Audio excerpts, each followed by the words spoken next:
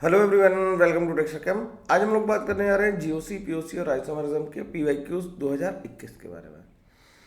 2022 और 2023 के पीवाईक्यू यार पहले से ही चैनल पे पड़े हुए हैं, ठीक है। उनकी प्लेलिस्ट से देख सकते हो। 2021 के जो भी हम लोग 2023 के कर चुके हैं उनके लिए 2021 के क्वेश्चंस करेंगे। अगला आने वाला चैप्टर हाइड्रोकार्बन्स होगा, ठीक है।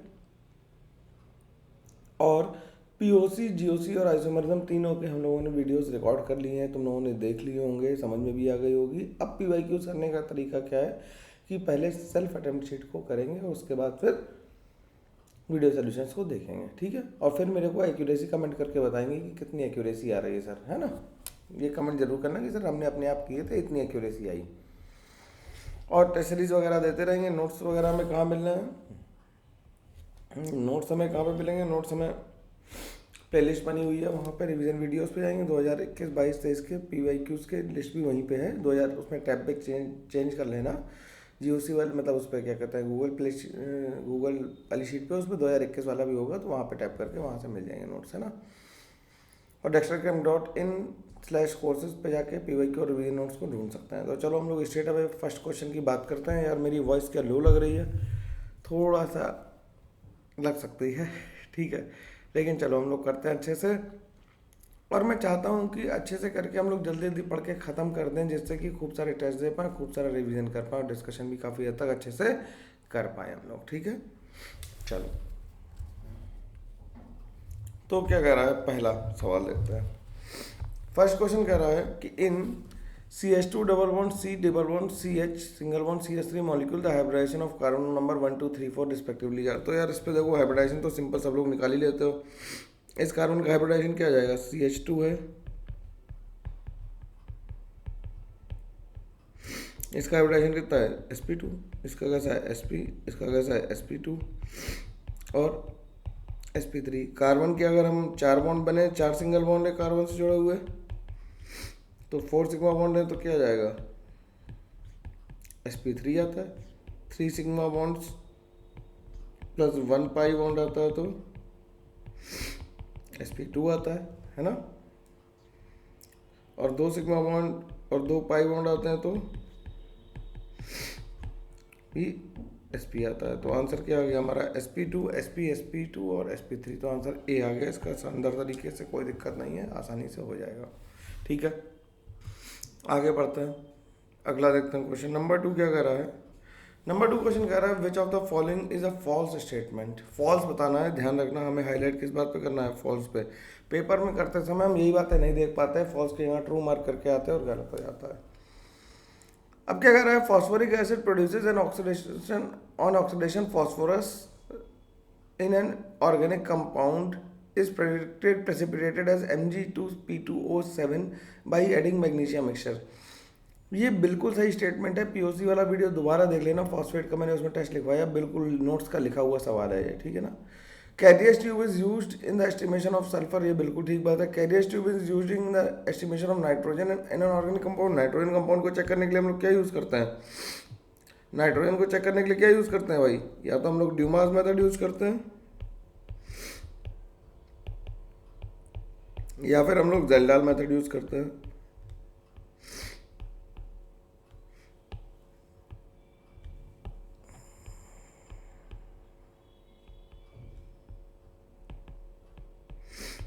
ठीक, या तो जेल्डाल मेथड यूज़ करते हैं या फिर ड्यूमा मेथड यूज़ करते हैं, ठीक। जेल्डाल, अच्छा नीचे स्पेलिंग लिखी तो है यार, मैंने खाम मेहनत करा था। Kjeldahl method is use for the estimation of organic compound nitrogen के लिए, तो ये तो सही बात है। तो गलत कौन सा हो गया? सी गलत हो गया। सिंपल सवाल था, आसानी से हो जाएगा। क्या कह रहा है? Which of the following compound is added to sodium extract before adding silver nitrate test for halogen. तो हम क्या करते हैं इसमें? HNO3 यूज़ करते हैं भाई। जो पीओसी वाला वीडियो है वो जरूर देख लो, उससे सीधे सीधे सवाल आ रहे हैं कि कौन सा देखना है।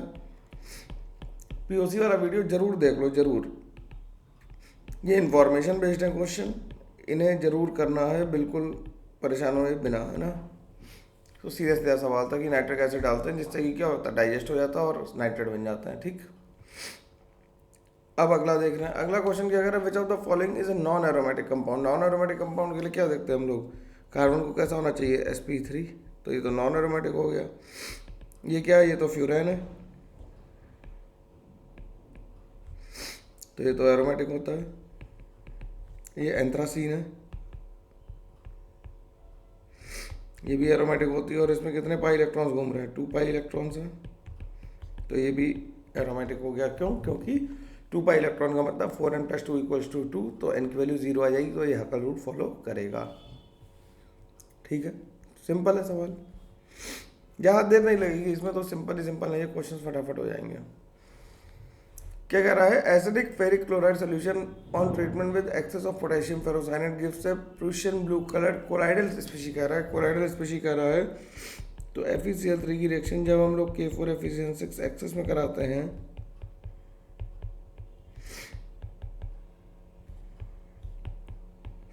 तो इससे KFeCN6 का ब्लू कलर आ जाता है। Fe4FeCN6 नहीं बनता है इसमें, ठीक है ना, Fe4FeCN6 वोल्टराइज नहीं बनता, ध्यान रखना, ये एक्सेस में इसलिए ऐसा आ रहा है। ठीक है, ये कॉमन मिस्टेक है, ज़्यादातर लोगों ने की, कितने लोगों ने की बताना भाई कमेंट करके, सर ये वाला तो गलती हो गया। अगला क्या कह रहा है, अ mixture of chloroform and aniline can be separated by simple distillation. ये तो सिंपल बात है, क्योंकि एनिलीन और क्लोरोफॉर्म में बॉइलिंग पॉइंट में बहुत ज़्यादा डिफरेंस होगा।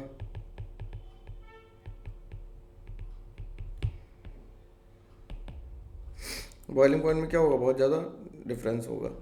ये बॉइलिंग पॉइंट में बहुत ज़्यादा डिफरेंस होगा तो क्या होगा, ये स्टेटमेंट सही हो जाएगा। When separating aniline from a mixture of aniline and water by steam distillation, aniline boils below its boiling point. ये भी बात ठीक है, फैक्चुअल बात है, तो इसे पता होना चाहिए। NCERT का IUC वाला चैप्टर थोड़ा सा ध्यान से पढ़ लेना है ना, इंट्रोडक्शन टू ऑर्गेनिक केमिस्ट्री, उसे एक बार पढ़ोगे, और डिस्टिलेशन टेक्निक्स मैं भी करा दूंगा, परेशान मत हो, ठीक है। अगला क्वेश्चन क्या कह रहा है, मैट्रिक्स मैच है, ये तो सिंपल क्वेश्चन है। क्या कह रहा है, सिल्वर नाइट्रेट को हम कैसे चेक करते हैं, सिल्वर नाइट्रेट के लिए क्या चेक करते हैं, हेलोजन। लेसिग्ने के लिए क्या करते हैं, NPS। ठीक, कॉपर से क्या करते हैं, कार्बन, और सोडियम एक्सट्रैक्ट से सल्फर। तो 1 का 3 हो गया, 1 का 3 हो गया, 2 का 1 हो गया, 2 का 1 हो गया, तो ये दोनों ठीक है। C का 4 हो गया, C का 4 हो गया, तो ये ठीक हो गया, तो आंसर क्या आ गया, B आ गया। ठीक है, आसानी से आ पा रहा है, इसमें कोई दिक्कत नहीं आएगी किसी को भी। अगले क्वेश्चन पे चलता है। अगला क्वेश्चन क्या कह रहा है, अगला क्वेश्चन कह रहा है क्या, कि a simple distillation can be use to separate mixture of propanol and propanone. बिल्कुल ठीक बात है। क्यों, ऐसे क्वेश्चन में क्या सोचोगे कि प्रोपेनॉल का स्ट्रक्चर सोचो पहले। प्रोपेनॉल का स्ट्रक्चर क्या हो गया, प्रोपेनॉल का स्ट्रक्चर ये, और प्रोपेनोन का स्ट्रक्चर क्या है, वही है। तो इसमें एच बॉन्डिंग हो रही है, एच बॉन्डिंग की वजह से इसका बॉइलिंग पॉइंट क्या होगा, ज़्यादा होगा। अब बॉइलिंग पॉइंट ज़्यादा होगा, इसका कम होगा, तो सिंपल डिस्टिलेशन से इसे अलग कर सकते हैं। ठीक, अगला कह रहा है, 2 liquids with a difference of more than 20 degree centigrade the boiling point can be. ये तो सही बात है बिल्कुल, कि जिनमें डिफरेंस बहुत ज़्यादा है टेम्परेचर में, बॉइलिंग पॉइंट में, उन्हें हम लोग सिंपल डिस्टिलेशन से ही अलग करते हैं। अगर टेम्परेचर डिफरेंस कम होता है, 5 डिग्री या उससे कम होता है, तो हम उसके लिए फ्रैक्शनल डिस्टिलेशन यूज़ करते हैं। तो आंसर C आ गया इसका। अब एरोमेटिसिटी पे देखो कितने सारे क्वेश्चन आ रहे हैं, इसीलिए हम लोगों ने 50 क्वेश्चन किए थे। लेक्चर को ध्यान से मैं मान लेता हूँ, तुम्हें आता है ना। अब तो क्या कह रहा है, which of the following is an aromatic compound. अब एरोमेटिक के लिए कह रहा है, तो ये कैसा हो गया, इसमें कितने इलेक्ट्रॉन घूम रहे हैं, इसमें तो 4 घूम रहे हैं, तो ये कैसा हो गया, 4 पाई इलेक्ट्रॉन का मतलब एंटी एरोमेटिक। ये कैसा हो गया, sp3, तो ये कैसा हो गया, एंटी एरोमेटिक। ठीक, इसमें कंप्लीट डीलोकलाइजेशन नहीं है, ये कैसा है, sp3। एंटी कह रहा हूँ यार, ये तो नॉन एरोमेटिक हो गया ना फिर, और sp3 है तो नॉन हो गया। ये क्या हो गया, ये एरोमेटिक हो गया, क्योंकि 6 पाई इलेक्ट्रॉन्स है। ठीक, तो आंसर क्या आ गया, C आ गया। सिंपल है बिल्कुल। अगला क्वेश्चन भी देख लो भाई। अगला क्वेश्चन कह रहा है, among the following aromatic compounds are. तो एरोमेटिक कंपाउंड कौन से, B है और C है। ये तो है नहीं एरोमेटिक, क्योंकि ये sp3 है, और ये भी sp3 है, तो ये भी एरोमेटिक नहीं है। तो B और C वाला ऑप्शन कौन सा है, A ऑप्शन है। तो A को मारना, B और C को, B को देख के सीधे आंसर मत टिक कर देना, तो आंसर A है इसका। ठीक, क्या कह रहा है, अगला वाला कह रहा है कि in chromatography techniques the purification of compound is independent of, अब फिजिकल स्टेट पे कोई डिपेंडेंट नहीं करता है, कैसा भी हो सॉलिड लिक्विड गैस, क्रोमेटोग्राफी उसकी हम कर सकते हैं।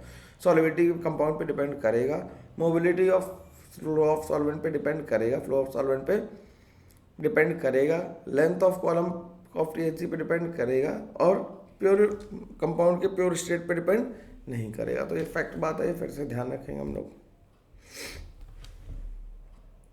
अब क्या कर रहा है, C3H6O कैन शो किस टाइप की आइसोमेरिज्म शो करेगा, तो C3H6O क्या हो गया,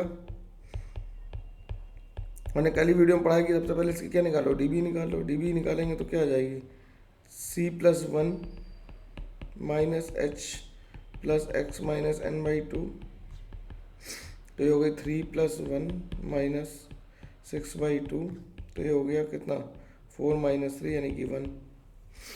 ठीक, तो 1 हो गई और CHO साथ में है,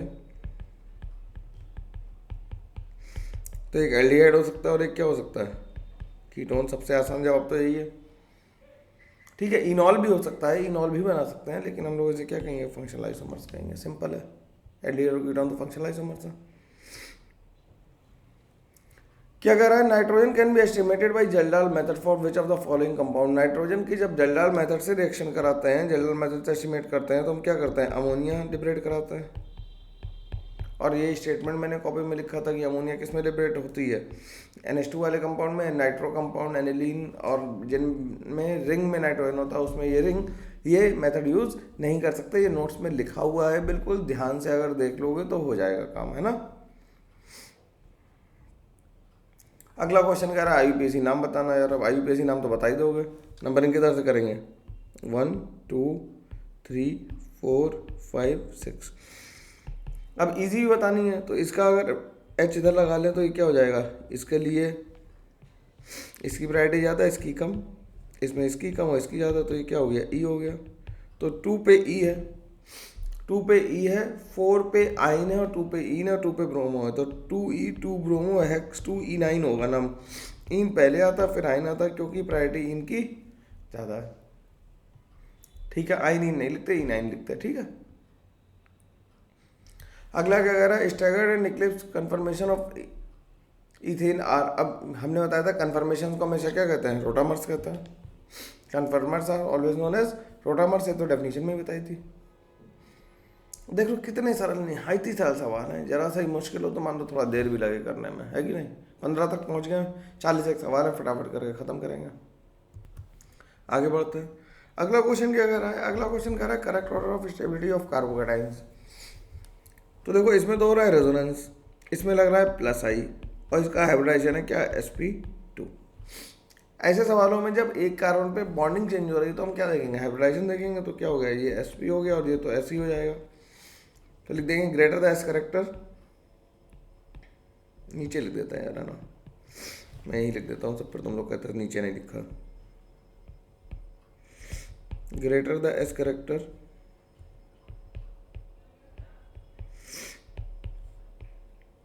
greater will be electronegativity and hence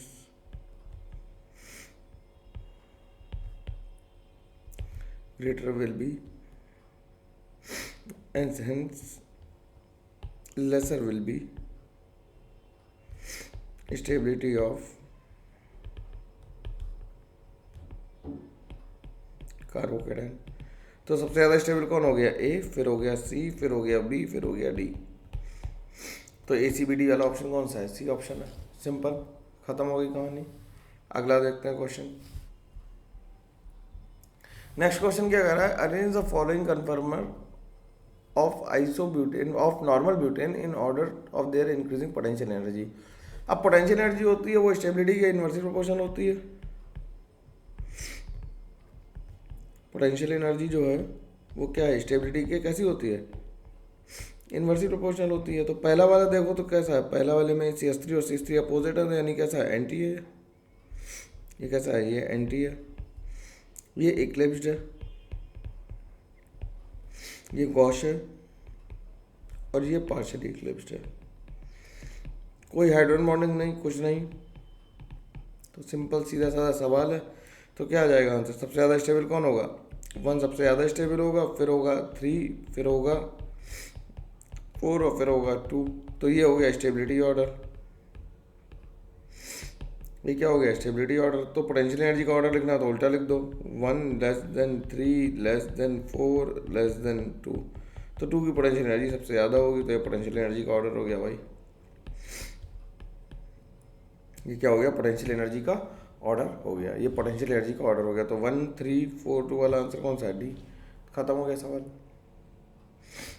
अगला क्वेश्चन देखता है। अगला क्या कह रहा है? Hyper conjugation is a permanent effect. बिल्कुल, इलेक्ट्रोमैग्नेटिक इफेक्ट को छोड़ के सारे कैसे होते हैं? परमानेंट इफेक्ट होते हैं। तो हाइपर कॉन्जुगेशन परमानेंट इफेक्ट है। हाइपर कॉन्जुगेशन इन इथाइल कैटाइन। इथाइल कैटाइन क्या लिखा है? CH3 involve the overlapping of SC_sp2 लिखा हुआ। CsP2 नहीं, ये कार्बन कैसा है? sp3 वाला H हमें चाहिए, sp3 वाला H चाहिए ना, CsP3 वाला H चाहिए ना। तो ये sp2 लिखा, तो ये स्टेटमेंट गलत है। पहला स्टेटमेंट सही है, दूसरा क्या हो गया? गलत। कहाँ से कहाँ जाएगा? CsP3 SsP में जाएगा, 2p में जाएगा। तो sp2 की जगह sp3 लिखा होता तो काम चल जाता। ठीक।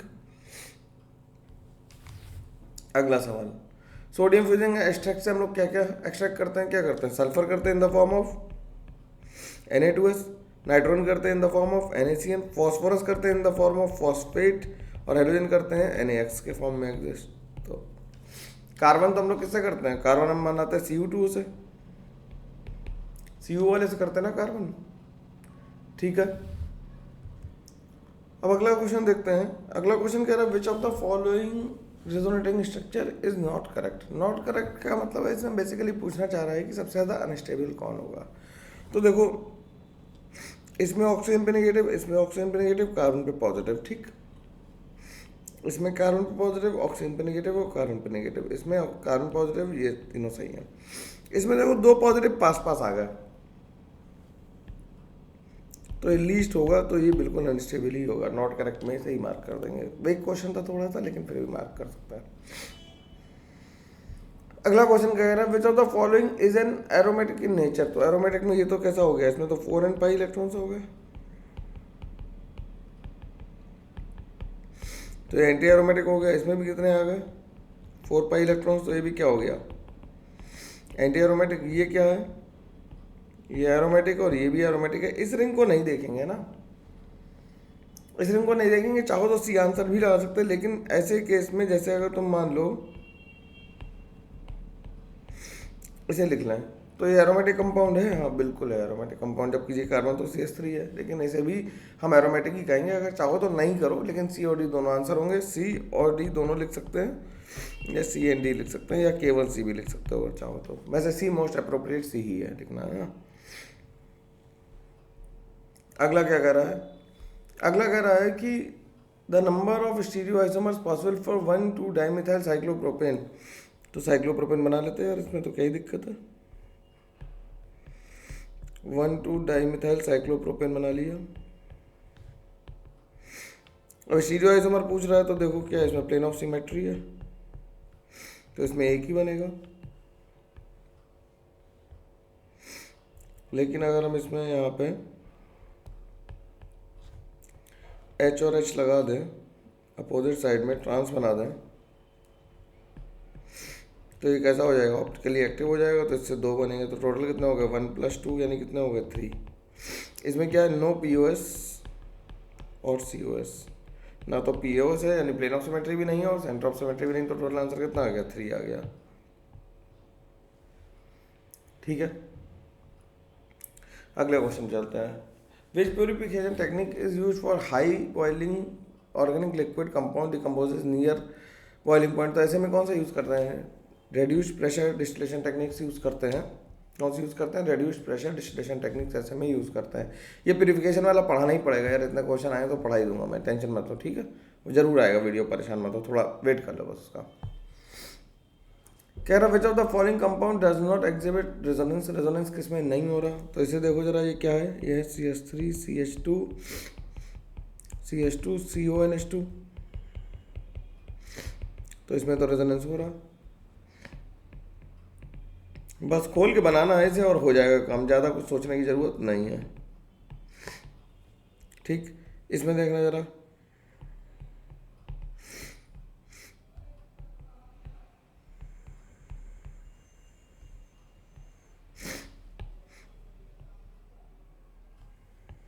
तो यहाँ पे आ गया सी एच, यहाँ पे आ गया सी एच टू और यहाँ पे NH2। तो इसमें कोई रेजोनेंस नहीं, नो रेजोनेंस। और बेंजीन में तो अंदर ही अंदर रेजोनेंस हो रहा है, तो आंसर क्या आ जाएगा? सी आ जाएगा इसका। ठीक है, अगला क्वेश्चन देखते हैं। अगला क्वेश्चन क्या कह रहा है? अगला क्वेश्चन कह रहा है which of the following molecules does not show stereo isomerism. Stereo isomerism कौन नहीं शो कर रहा है, यानी कि किसी के पास कायरल नहीं होना चाहिए तो स्ट्रक्चर होने पड़ेंगे। थोड़ा कोल्ड हो जा रहा है मेरे को, पता नहीं रिकॉर्डिंग करते समय स्वेटर पहन के करूँगी रिकॉर्ड। 1 2 3 4 5 6 हो गया, तो 1 हेक्सीन और 4 मिथाइल, तो 1 2 3 4 पे मिथाइल लगा दिया। ठीक है, 4 पे मिथाइल लगाया तो क्या बन गया? ये कायरल हो गया, तो ये तो शो करेगा। ए पार्ट हो गया, बी बना लेते हैं।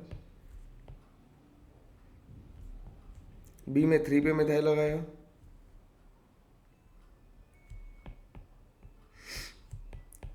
तो ये भी क्या हो गया? ये भी कायरल हो गया। सी को देखते हैं जरा, कह रहा है हेक्सीन पे 3 पे 1 2 3 पे हेक्सीन लगा दिया और 3 पे और 4 पे मिथाइल मिथाइल लगा दिया, तो GI शो करेगा। ठीक, अब डी क्या कर रहा है?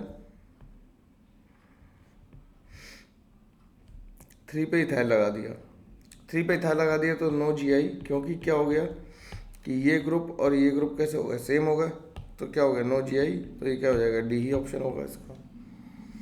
ठीक है, आसान सवाल है, जल्दी जल्दी लाया जा सकते हैं, इससे जल्दी ला रहे हैं।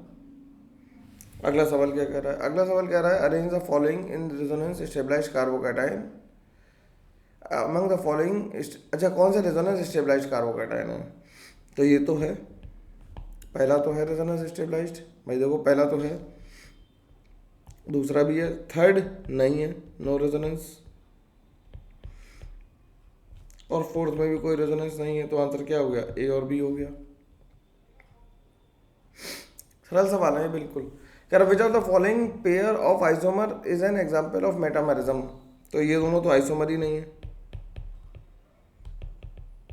क्योंकि नंबर ऑफ कार्बन डिफरेंस है, number of carbon are different. Metamerism के लिए 2 हाथ होने चाहिए फंक्शनल ग्रुप के, तो इसमें भी नहीं है। कीटोन्स को मेटामर कह सकते हैं, तो ये होगा, ये तो नहीं है। कीटोन्स क्या होता है? कीटोन्स के लिखा था मेटामर, कल ही पढ़ाया।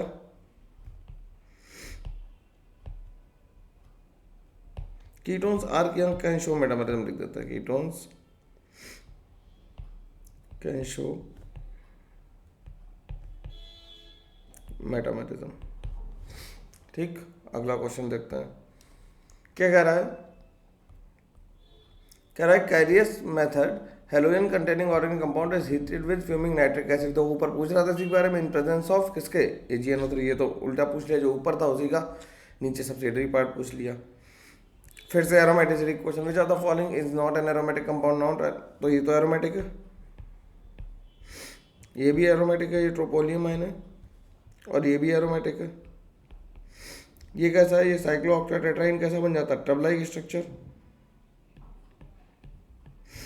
तो ये कैसा हो जाता है? नॉन प्लेनर हो जाता है, इसलिए क्या है? नॉन एरोमेटिक भी है। नॉन प्लेनर इसलिए कैसा है? नॉन एरोमेटिक भी है। तो डी आ गया इसका आंसर, सिंपल है। अगला क्वेश्चन देखते हैं। अब हम इंटीरियर टाइप क्वेश्चंस पे आ गए, तो फटाफट देखते हैं, है ना।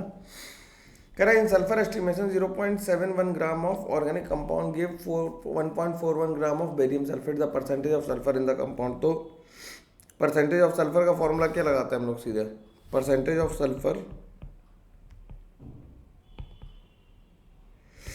Is equal to 32 by barium sulphate का मास कितना होगा? 137 प्लस 32 प्लस 48 नहीं कितना 64, 233 होगा, तो 233 हो गया किसका? BaSO4 का मास, तो होगा 233 इंटू 1.44 डिवाइडेड बाई 0.471। फॉर्मूला याद है, सवाल ख़त्म। तो इसे सॉल्व कर दो। सॉल्व तो यार अपने आप ही करोगे, सॉल्व तो मैं नहीं करूँगा, ऐसे तुम ये जानते ही हो। ठीक है, कैलकुलेशन वाला सवाल है, तुम्हें ढूंढ के करना है, पेपर में एक सवाल आएगा, अगर कैलकुलेशन कर सकते हो तभी अटैम्प्ट करना, अदरवाइज मत छूना ऐसे सवालों को। ठीक है, ठीक है। वैसे ये कट जाएगा आसानी से, मेरे को लग रहा है कि 47 3 जा हो जाएगा ये, और 3 से ये लगभग लगभग कट जाएगा सब। इसे सॉल्व करोगे तो 41.98 आंसर आ जाएगा, तो 42 लिख देंगे। ठीक है, सॉल्व तो अपने आप करोगे यार, डिवाइड और मल्टीप्लाई तो कर ही लोगे ना भाई। ये तो कमेंट करके बताई दो कि हाँ डिवाइड मल्टीप्लाई तुम कर देंगे। तरीका बता दो, तरीका क्या, सीधा फॉर्मूला लगाना था और आंसर आ जाना था। अगला क्या सवाल कह रहा है, When 0.15 gram of an organic compound was analyzed using Carey's method for estimation of bromine, इतने gram of AgBr is obtained, percentage of bromine निकालनी है। देखो तो परसेंटेज ऑफ ब्रोमीन का फॉर्मूला क्या होगा, is equal to 80/188 into mass of AgBr divide by mass of substance into 100। यही तो होता फॉर्मूला। अब तो फॉर्मूला नहीं याद तो दिक्कत है, POC वाला लेक्चर देखो, फॉर्मूला याद कर लो। मास ऑफ AgBr कितना आ गया, 0.2397। कितने गंदे नंबर दिए, 0.15 इंटू 100। ठीक, अब यहाँ से डेसिमल हटाया, ये 0 हट गए। ठीक, 5 से काट दो तो 5, 3 से काट दो, 5 से काट दो तो 5 से 15, 5 16, 3 से 1 गया, 3 7 21, 3 नेम 27, 3 नेम 27। ठीक, तो आ गया 16 इंटू 979 डिवाइडेड बाई 188। अब तो इससे ज़्यादा हम कैलकुलेशन नहीं करेंगे, इसे सॉल्व कर दोगे तो पूरा ही कट जाएगा ये। जैसे काट के दिखाएं इसे, 4 चौक 16, 4 चौक 16, और ये कितना बचा, 4 7 28। ठीक, और 47 से करोगे तो 17 टाइम्स आएगा, सीधा सीधा कट जाएगा। तो ये कैलकुलेशन अपने आप करो, ज़्यादा बेहतर है। तो इसका आंसर कितना आ जाएगा, 68 आ जाएगा। अगला देखो, बहुत सरल सवाल होता है ये, POC वाले सवाल तो लॉलीपॉप क्वेश्चन है, बताओ हाँ या ना। क्या कह रहा है, 0.8 gram of an organic compound was analysed by Kjeldahl method for estimation of nitrogen. If the percentage of nitrogen in the compound was found to be 42%, then the millilitres of MH2 1 molar H2SO4 would be neutralized by ammonia during the process. तो milliequivalents of ammonia will be equal to milliequivalents of H2SO4। तो percentage of nitrogen का formula क्या होता है, percentage of nitrogen होता है जेल्डाल method में क्या होता है, 1.4 इंटू NV अपॉन कितना होता है, मास ऑफ कंपाउंड W। तो परसेंटेज कितना दिया, 42 is equal to 1.4 divided by 0.8 into NV। तो इस डेसिमल से डेसिमल कट गया, तो ये कट गया, तो ये कितना है 3। तो NV की वैल्यू आ गई, ये क्या आ गई, 24 मिलीक्रेंस किसके आ गए, अमोनिया के आ गए। अब 24 is equal to milliequivalents of H2SO4, हमें वॉल्यूम बताना है ml में। तो 24 इज इक्वल टू 1 मोलर है, 2 n फैक्टर है, तो वॉल्यूम ये आ गया, ये क्या है। तो यहाँ से वॉल्यूम की वैल्यू कितनी आ गई, 12 ml आ गई। यहाँ से वॉल्यूम की वैल्यू कितनी आ गई, 12 ml आ गई है। खत्म हुआ काम। अगला सवाल क्या कर रहा है, number of acyclic structural isomer including geometrical isomers for pentene. तो पेंटीन क्या है, C5H10 है, तो 5 कार्बन बना लेते हैं।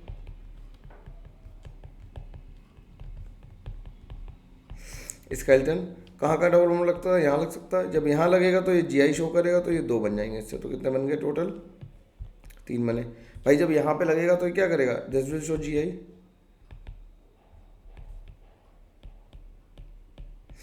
इसमें हम डबल बॉन्ड लगा नहीं सकते, तो इससे बनेंगे 0। यहाँ लगाया तो कोई GI नहीं, यहाँ लगाया तो ये GI शो करेगा। तो इससे भी कितने बन गए, 3। ठीक, GI शो करेगा, अरे नहीं करेगा यार, GI कैसे शो करेगा, 2 मिथाइल है ना। तो यहाँ लगा दिया तो 3 बन गए। तो टोटल कितने बन गए, 6 बन गए। तो आंसर कितना आ गया, 6 आ गया। ठीक है, ऐसे निकाल पा रहे, GI दिखाई दे रही कि नहीं दे रही यार, नहीं दे रही तो एक बार रिवाइज करो भाई, है ना। अब क्या कर रहा है, the transformation occurring the Dumas method. तो C2H5N लिखा हुआ, तो रिएक्शन को बैलेंस करना है बस। तो C2H7N plus 2x plus y by 2 CuO gives 2Cu plus gives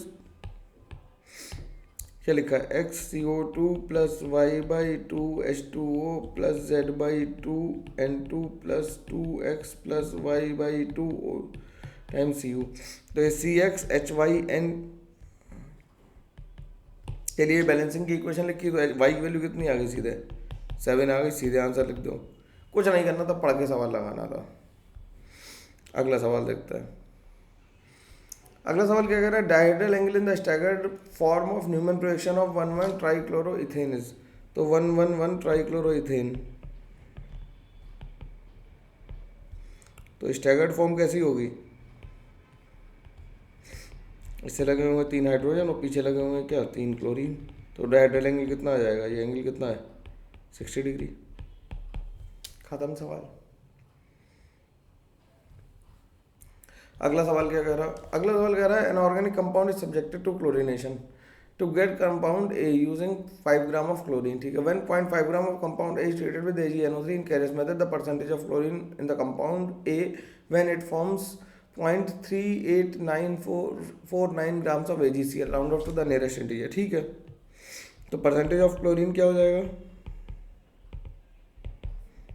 35.5 upon 143.5 into 0.3849 divided by, ऊपर वाली लाइन से कोई मतलब ही नहीं है, 0.5 इंटू 100,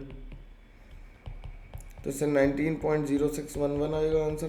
तो इससे 19% लिख देंगे। भैया ये बहुत कैलकुलेशन वाले सवाल थे, हिसाब से ही करना आपने, है ना। ये ढूंढना पड़ेंगे सवाल, ऐसे सवाल छोड़ने वाले भी होते हैं कि बहुत कैलकुलेशन, आधा घंटा कैलकुलेशन ही कर रहा है। ये सवाल थोड़ा बढ़िया है, देखते हैं। In Dumas method of estimation of nitrogen 0.1840 grams of organic compound give 30 ml of nitrogen collected at 287 kelvin and 758 mm of mercury pressure.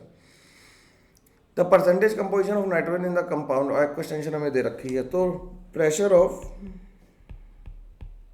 हमें नाइट्रोजन का पहले वॉल्यूम निकालना पड़ेगा, तो वॉल्यूम पीवी क्वेश्चन निकालेंगे, और हमारा स्टेट्स ऑफ मैटर सिलेबस में नहीं, तो पीवी क्वेश्चन निकलेगा कैसे भाई, ये तो सोचो कम से कम। तो इस चीज निकलेगा, प्रेशर ऑफ ड्राई नाइट्रोजन कितना आ जाएगा, प्रेशर ऑफ ड्राई नाइट्रोजन आ जाएगा 758 माइनस 14 यानी कि 744 mm ऑफ मर्करी। तो हम पीवी क्वेश्चन लगा देंगे, तो मोल्स निकाल लेंगे तो हम वॉल्यूम निकाल लेंगे। तो मोल्स हमारे कितने आ जाएंगे, प्रेशर दिया 744 डिवाइडेड बाई 760, वॉल्यूम दिया हमें कितना 30 ml इज इक्वल टू, और ml में दिया हुआ तो इंटू 10⁻³ करेंगे, इज इक्वल टू n की वैल्यू लेंगे n, r की वैल्यू ले लें 0.082 और टेम्परेचर ले लें 287। ये भगवान कितनी गंदी कैलकुलेशन है, तुम खुद ही समझना भाई। मैं तो कैलकुलेटर से करके लिख दूंगा, लेकिन तुम कैसे लिखोगे मैं ये सोच रहा हूँ कि 744। ये सवाल बिल्कुल छोड़ देना, पेपर में ऐसा सवाल आए तो 10 में से 5 करने हो, तो यही समझदारी काम है कि इसे छोड़ के निकल जाओ आगे।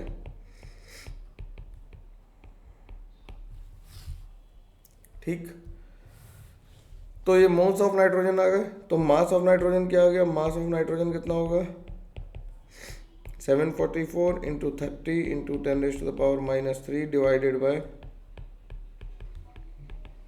मेरी कैलकुलेशन करने की हिम्मत भी नहीं हो रही, इतना बेकार सी कैलकुलेशन है। ये मास आ गया, तो परसेंटेज ऑफ नाइट्रोजन कितना होगा, परसेंटेज ऑफ नाइट्रोजन कितना आ जाएगा, percentage of nitrogen will be mass of nitrogen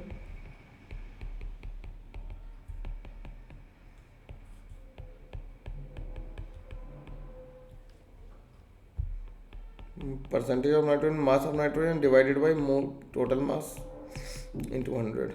इसको सबको सॉल्व करोगे, बहुत भयंकर कैलकुलेशन है, तो 19% आएगा। ये सवाल तुम ये मत सोचो कि सर हम कैसे करेंगे, आपने तो कैलकुलेटर कर दिया, नहीं, तुमने नहीं करना पेपर में, यही तो समझना सीखना है। मॉक का मतलब यही है कि जो मुश्किल सवाल है 5 उन्हें छोड़ के सही सवाल को पकड़ना है, तुम्हें इसकी भी प्रैक्टिस करनी है ना। तो इसका 19 आ गया आंसर। अगला क्या कह रहा है, अगला कह रहा है the number of moles of CO that would be utilised in Dumas method for estimation of nitrogen in 57.5 gram of NN dimethyl aminopentane तो NN di methyl amino pentane कैसे बनाएंगे, 1 2 3 4 5 NN di methyl amino pentane. तो इसका empirical formula क्या बन जाएगा, 4 5, तो आ गया C7H17N plus CuO gives 7CO2 plus 1/2 nitrogen plus 17/2 water plus Cu। ठीक, तो ऑक्सीजन कितने चाहिए, 14 और 17, 14 और 8 22.5 चाहिए, तो 22.5 लगा दिए यहाँ पे, तो ये 22.5 होगा यहाँ पे। तो एक मोल के लिए कितनी लग रही है, 22.5 लग रही है, एक मोल के लिए कितनी लग रही है, 22.5 CuO खर्च हो रही है। ऐसा लिख देते हैं, for one mole of compound is utilised. तो मोल्स हैं कितने हमारे पास, 57.5 डिवाइड बाई इसका मोलर मास। इसका मोलर मास कितना आ जाएगा, 115, तो ये 1/2 है। तो हाफ मोल के लिए कितने लगेगी, आधी खर्च होगी, तो 22.5 इंटू 1/2 यानी कि 11.25। ये सवाल लगाने वाला था, तो 1125 इंटू 10⁻⁻²।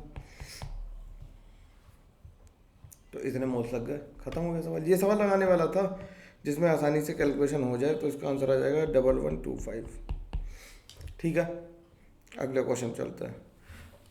अगला क्वेश्चन क्या कह रहा है, कह रहा है Carius method for estimation of halogen 0.2 gram of halogen gives इतने gram AgBr। Percentage of bromine निकालना है, तो परसेंटेज ऑफ ब्रोमीन किसके बराबर हो जाएगा, 80/188 इंटू 0.188 डिवाइडेड बाई 0.2 इंटू 100। ये है ना शानदार सवाल, देखो इससे ये गया, इससे ये गया, ये आ गया 40, तो सीधे 40% आ गया। ये है अच्छा सवाल कि इसमें कैलकुलेशन नहीं करवाई, मजदूरी नहीं करवाई, सीधे सवाल लगवाया है ना। अगला सवाल TLC का है, TLC भी पढ़ाऊंगा, परेशान मत हो। अभी सवाल देख लेते हैं। Using the provided information of paper chromatography RF में बताना A के लिए। तो RF की वैल्यू कितनी हो जाएगी, टोटल लेंथ कितनी है 5, और RF ये कहाँ तक गया, 2 तक गया, तो 2, तो 0.4 आ गया, तो 0.4 इंटू, यानी कि इसे लिखने क्या, 4 इंटू 10⁻⁻1, तो 4 आंसर आ गया इसका। खत्म हुआ सवाल। तो इतने ही क्वेश्चन थे, ठीक है, इतने ही थे। तो हम लोगों ने 40 क्वेश्चन 2021 के भी कर लिए 37-38 मिनट में। भाई खूब पढ़ो, खूब पढ़ो, पढ़ने का समय आ गया। और जल्दी से मैं एक एनालिसिस वाला वीडियो लेके आने वाला हूँ कि how to analyse your mock, की कितने मॉक तुम जो मॉक दे रहे हो उनका एनालिसिस कैसे करना है। ठीक है, चलो मिलते हैं ब्रेक के बाद। ठीक है, कल का लेक्चर हाइड्रोकार्बन पे है, तो वो कनेक्टेड रहना है। ठीक है, चलो बाय बाय, टेक केयर।